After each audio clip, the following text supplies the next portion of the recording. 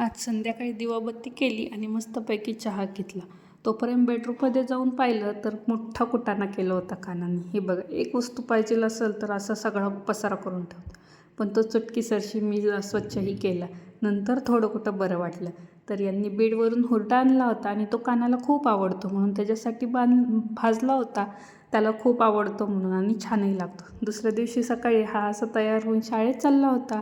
मग तो गेल्यावर मस्तपैकी रव्याचे डोसे केले होते आणि खूप छान झाले होते. नंतर काना शाळेतून आला आणि हे त्याचे उद्योग आईला मदत करत होता तो.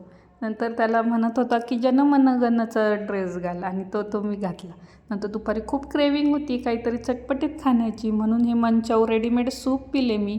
आणि खरंच सांगते, छोट्याशा भुकेसाठी छान आहे कधीतरी पिण्यासाठी.